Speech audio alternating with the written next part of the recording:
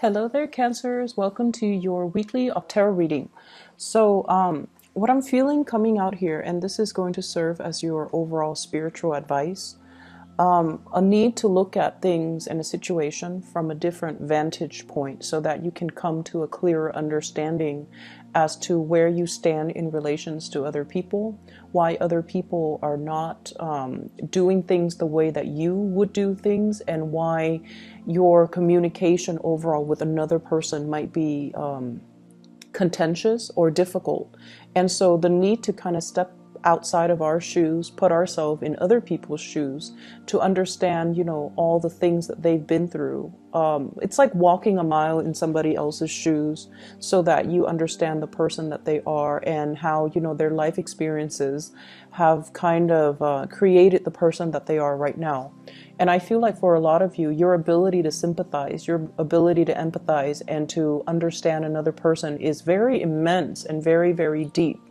But I feel like in close interpersonal relationships as well, a lot of the times we lose our perspective, and a lot of the times too, our vision of what we want to build together as a relationship, as a unit, it might be, I guess, like it might be colored by our perception of what relationship entails, whether or not relationships are going to last, or whether or not we truly believe that relationships are meant to be, forever.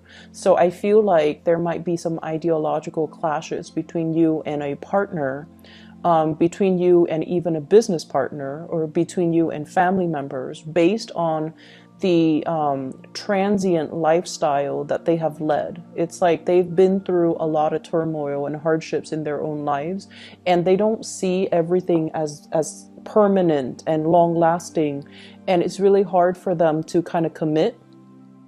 And so it's kind of I don't want to say your destiny or your responsibility, because, they need to find that within themselves. But I almost feel like it is in your path to kind of show them that, hey, things are okay. We're in a different environment now. The times are different. So maybe you kind of need to open up, but understanding and have that baseline understanding of where the other person has come from, what they have to ward off or contend with in their past, and why it creates, this almost like paranoid person that they are, where they don't believe in permanence, where they don't believe in stability. That is really going to help you navigate this energy for this week, okay? First of all, in your love relationship sector, I have this card about control, okay? This is the Four of Pentacles, and I usually look at this card hanging on to earthly possessions, feeling a little bit paranoid that things are going to be ripped away from us, feeling like we need to cling on to everything that we have, and also almost like viewing other people as possessions, and almost viewing it's like being very closed off to the point where we need to be very protective. We need to take care of what's ours, which is honorable, and honestly, it's a good trait. But overdoing it can be detrimental. And I do feel a lot of the element of control when it comes to this card: clinginess, control, and wanting things a certain way.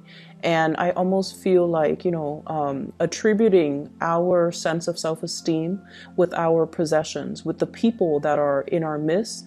And I usually see it as like, the person that has like the trophy spouse, the trophy wife, the trophy husband, the eye candy, and that they can parade around town with someone who's very, very attractive, because they feel like it boosts their self-confidence when onlookers see that there was someone who's very attractive. They get a big ego boost. So it's kind of akin to that, and in a more in a lesser sense, when it comes to relationships, this is trying to control resources, trying to cling on to everything, because we automatically assume that our sense of self-worth, our sense of competence, and our sense of confidence is greatly linked in with the people we surround ourselves and the material possessions that we have in our midst. And I also feel as well, when it comes to arguments, when it comes to dealing with another person that you're romantically involved with, that you're married to, or, you know, a significant other, whoever it is that you're romantically linked up with, this is like not being able to see outside of our own vantage point. Like I said earlier, clinging on so strongly to our beliefs that when people question our values, question our beliefs, we feel like it's an attack on us personally. And so we tend to get a little bit defensive. And a lot of the times, the things that we are very defensive about are things that we know to be true about ourselves. And that's why it's like touching a sore spot that we don't want to look at. It's like touching something we have swept under the rug that somebody is now poking at, and it makes us uncomfortable. So if there has been, you know, arguments and things like that where a partner has somewhat like triggered or found your soft spot, these are areas that you have to work on. Rather than getting defensive, maybe it's time to, you know, say like, let's take a break from this. Let me ruminate over what you have just said, and then I'll come back to you at a later date. You know, detaching yourself so that you can do some inner examination, and that so you can figure out why these are such trigger topics for you, and why issues of control and dominance are playing out in your relationships. I feel like for many of you, it's like either side of the coin. You might be attracting people who are kind of like impulsive, or they're like trying to plan out everything for you in your life. So they might be encroaching, like crossing over your boundaries, or not respecting your free will. And so you have this defensive stance up all the time regarding a relationship partner, where you're trying to maintain your space and you're trying to take control of your own life. And then for others, there's this issue of, you know, control and things like that coming in your relationship that you're exuding towards another partner. The partner that you're dealing with shows up here as the Six of Swords. This is somebody that has been through hell and back, okay? They've got a really interesting backstory. So if you're dealing with someone that has been through like a lot of tumultuous childhood, a lot of dealing with, you know, a lot of relocation, moving from one place to the next. They've never had a place where they can call home. They've never had a place or a family, or even like a love relationship that accepts them for who they are. And I feel like this is a partner that has been through so much in their own lives that it's hard for them to believe in love. It's hard for them to believe in, you know, soulmates and stability and even, you know, permanence, okay? I usually think of this as a refugee card. It's somebody that had to be uprooted against their will from their place of familiarity and safety, and they have to venture off into a new land. And usually this indicates as well people of different nationalities, interracial dating, people of different cultures coming together. And automatically, you know, whenever that happens, there's always going to be ideological differences, cultural differences, even cultural rifts and cultural divides that that can be very difficult to overcome. And if there are linguistic differences, or they're saying difficulties, but I'm hearing, well, it could be both. If there has been communication difficulties due to linguistic differences between the two of you, I feel like that's another issue that's kind of like, it's like another level of that lattice on top of the existing problems in the relationship. So you're dealing with someone who has, you know, he or she has had to overcome a lot of trials and tribulations in their own life. They are very self-made. They don't sit around and whine and complain over things. They just get things moving. And I almost feel this need for someone who you're involved with. They're constantly moving so that they don't have to process things, so that they don't have to feel things, because their emotions can be so overwhelming. If they took the time to really, you know, see a therapist or to really vent, it's like it would open up a floodgate of emotions, and they're not really ready to do that. So you're dealing with a partner who might be very broken, very injured. They're moving away from that. They're sailing away from it, and they're coming into calmer waters, and they definitely feel there is a lot of safety with you. They definitely feel like there's safety, there's a purpose, and they're trying to build that permanence with you. So rest assured that you're with someone that's not going to be leaving, and you're with someone that finds the comfort and home in you. And at the same time, it's going to be a very slow process for this person to heal from whatever situation they've had to contend with in their past. And so, you know, they're coming from a space where they might be a little bit downtrodden and broken. They're coming away from it. But I also feel like there's a very strong sense of protection that you are giving off towards this person. You know they've been through a lot, and you are also very paternally protective of them, to the point where it might be patronizing, to the point where you are offering to do everything for them and not allowing them that freedom of movement, or not feeling like they're capable or competent enough to do it. You might do it, like it might be inadvertent from your end, but I feel like you're trying to control the situation, okay? I usually see this combination as like controlling elements seeping into the relationship. One person might feel like it's healthy, but the other person, I feel like, feels like it's stifling. So be very careful about that. If that's your energy that you're bringing to the table, be careful in identifying that early on. If that's an energy that you feel coming from a prospective suitor or somebody that you're dealing with long term. The energy is very subtle, but it can be very toxic in the long run if you're not careful. Okay, if you don't nip it in the bud, it's going to escalate. So be careful about that. I also feel as well, others of you who are dealing with another person who's a lot more, I want to say a lot more stable, is looking for permanence, is looking for kind of like home, okay? We have here the Queen of Wands, and this is a fire sign, Sagittarius, Aries, or Leo. And it's also echoed in this card here. This is the Knight of Wands, okay? Somebody who is foreign to you, so from a foreign land, a foreign location, a foreign country. This is somebody that is a Sagittarius, an Aries, or a Leo, sun, moon, or rising. And what I feel coming in with this card is, this is somebody that's really, really, really fun to be with, okay? They exude a lot of excitement, a lot of passion. There could also be a lot of chemistry between the two of you. And the energy is really, really strong. They're very proactive. They get a lot of things done in their lives. They're kind of on top of this hill, like, I've made it. I'm now scanning around for a suitable partner, but somebody needs to be on my level. Otherwise, I'm not going to date them. So this is somebody who is quite picky.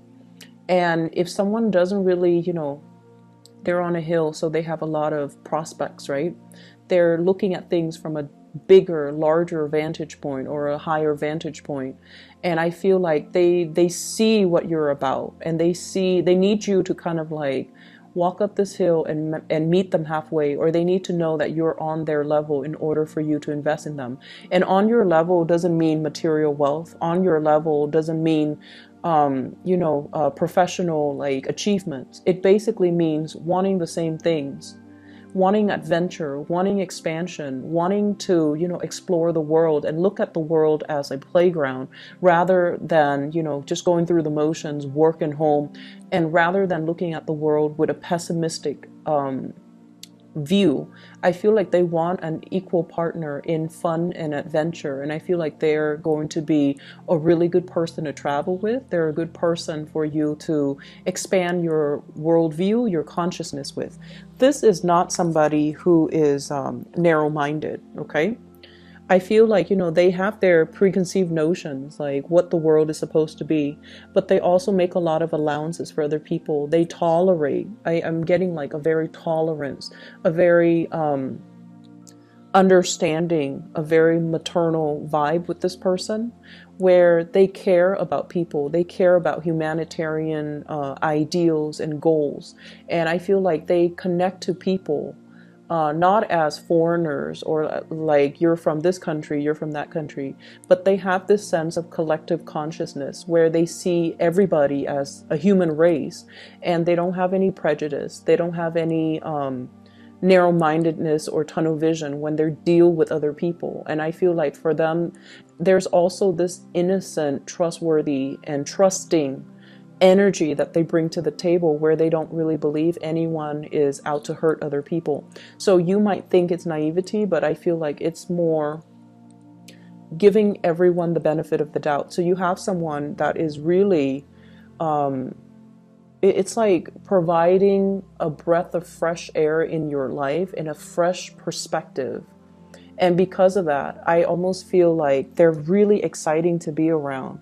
And I feel that you are trying to build wealth with this person, okay? I have here the Ten of Pentacles. This is an escalation in the relationship. The way that this card is depicted, it's almost like castle in the clouds, right? Castle in the clouds, dreaming and conjuring up, you know, this ideal family image, you know, this sort of like a grand match between two people where the two people have the same educational level of attainment. If, for example, you have a PhD, they have a PhD. If you have a master's, they have a master's.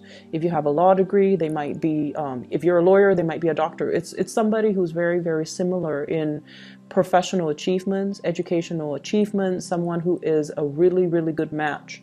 And for those of you who are in arranged marriages, I feel like your parents or whoever is setting you up might have somebody in mind for you who is a really, really good match. So a really suitable match for you, not just materially and professionally, but also a very good match for you on a spiritual level, and that will really allow you to grow and have a really fun relationship as well as a stable, suitable relationship.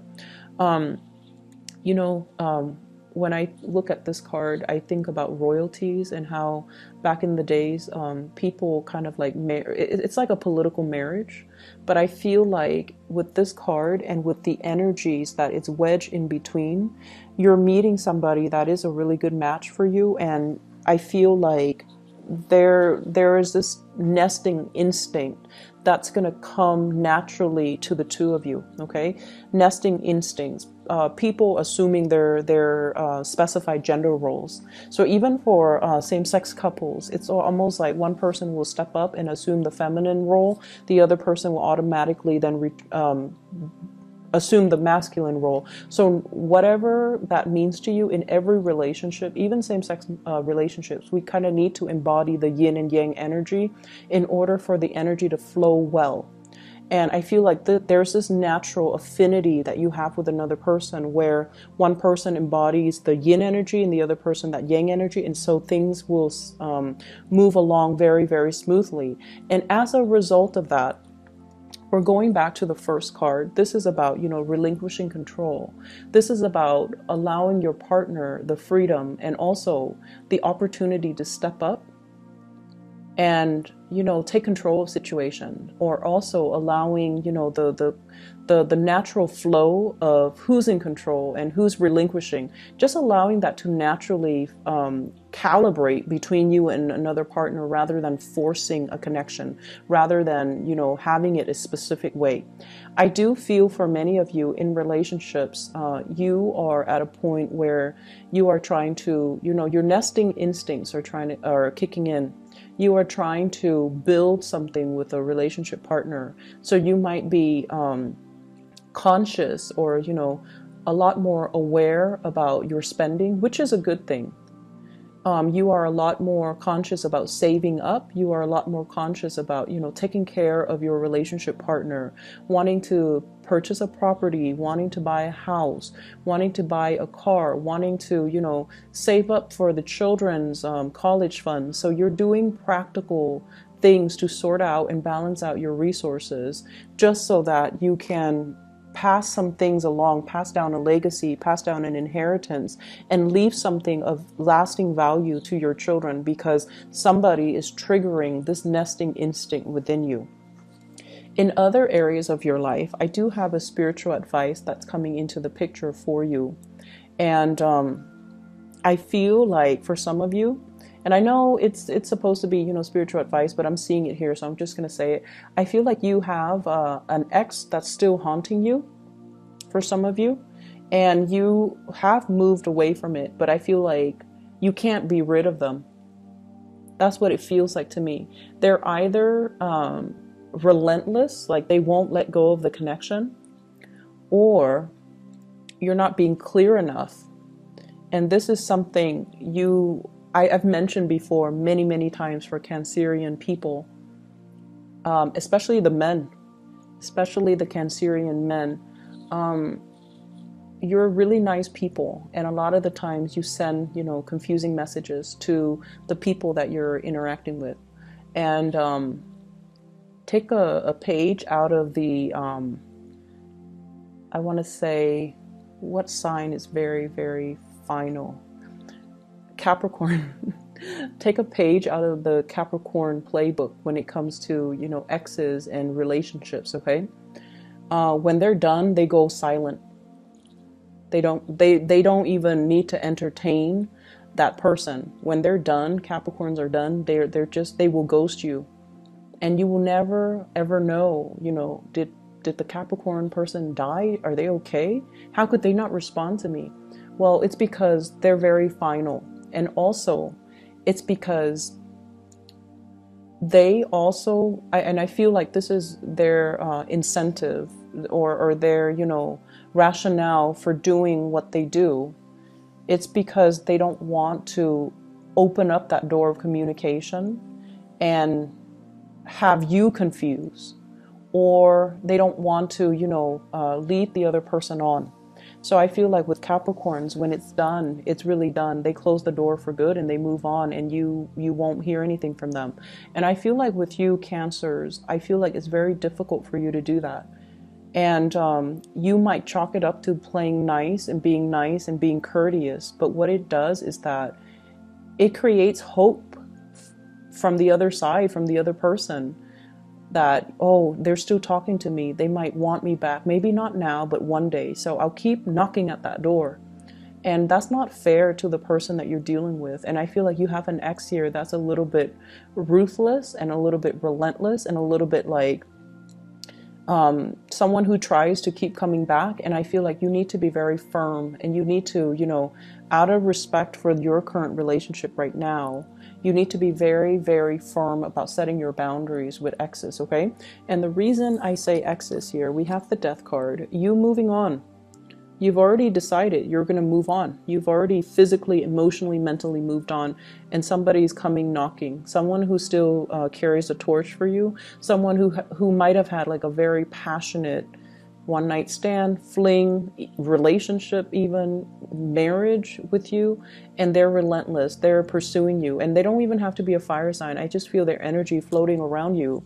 And I feel like, you know, first you were stuck in limbo, waiting on this person, waiting for things to get better. You've moved on your own. You've moved on. And I feel like you might have been waiting for them while they were going around, you know, trying to find themselves, and quote unquote on that. It's like trying to find themselves, they were like too selfish to be in a relationship. They were just like not taking you seriously while you spent a lot of time waiting around for them. And then, you know, they choose to come back and give you communication whenever they felt like it. With this Eight of Wands here, this is swift, fast communication, travel, movements, and whatnot. And I feel like, you know, when the communication was not responded in the manner that they hope, they come out and they physically show themselves in real time, like showing themselves, and you know, you've tried to move on. So it seems like there are some lingering energies with exes and things like that, and you kind of need to let go. And I see like many of you don't have a choice. You're letting it go because it's really interfering with your current relationship, and you're trying so hard to build that up and to maintain that. And good for you for realizing and recognizing that, because I feel like the ex keeps knocking on your door, and you can't send out mixed signals, okay? It's very counterproductive, and energetically, it's just it's not a wise move for you and for the other person. So lay it to rest. Other things that I am picking up from this spread here, I feel almost like for many of you, there is major contemplations about trying to get your life in order, trying to, get rid of bad habits, trying to reorganize your life, and trying to get yourself in a space where you can be proud of your achievements, where you can get things moving for yourself. So I almost feel like this fire lit up under you, where you're like, okay, I need to get things done. I've been stalling. People have been stalling me, or I've been stalling. I've been kind of like on the sidelines of life, just hanging around. And, there are so many things, so many dreams and aspirations and, things that I want to do, things that I want to achieve, but I've just been dangling here for quite some time. And then life, before you know it, passes you by, right? And it's sort of like, how if you've been like this, right? And then you get yourself out of this situation and you turn yourself upright, you have this massive head rush, right? Like it just feels otherworldly. So I feel like that's the head rush. It's when all the information, all the realization, all the revelations coming to you all at once, and it can feel somewhat painful, somewhat disorienting, and somewhat like time is running out. I need to get things moving. I need to get things started. And I feel like this week is all about continuing what you are doing, but doing it with a sense of urgency. And then I also feel like something is lighting a fire under you, and you're like, I need to achieve, I need to get out, I need to branch out, I need to get moving. So with this swift moving card, this is the rocket here. And I feel like, you're trying to get a lot of things finished, a lot of things wrapped up, a lot of things moving from your end. And I keep seeing oxygen deprivation, like for some reason, with the Hangman and also with this card. So if you are a heavy smoker, okay, if you are a heavy smoker, I feel like you're going to try to wean yourself away from it, which is going to be great. And then if you... whatever you partake in, and it involves, oxygen deprivation, try to wean yourself away from that, because I feel like a lot of the times, we need all the oxygen to our brain so that we can make clear decisions, so that we can, think clearly, think quickly, and be able to kind of systematically process information. So I feel like maybe taking that element, smoking and whatever, away from your life is really going to help dramatically. It's going to lift that mental fog, that sense of fatigue that you've been feeling. And it might help with concentration. It might help with a lot of things. You never know. So I'm going to leave it at that. I feel like you're trying to make a lot of changes in your life. The process is slow, and it has been stalled, I feel, because of your unwillingness to change and to kind of like get moving. But I feel like coming in for this week, you are very determined, and you're going to be successful when you are determined. So whatever small steps that you need to take, start it, because those are like the first few steps that you need to take in the right direction. So, it's never too late. Just small steps, okay? And don't push yourself. Don't beat yourself over like not being able to make the big steps just yet. For those of you who have recuperated from like surgeries or even like accidents and things like that, small steps, okay? Small steps and steady progress is going to be your friend, all right? I'm going to leave it at that. And Cancers, take care of yourself, okay? I'll be back next week. Bye-bye.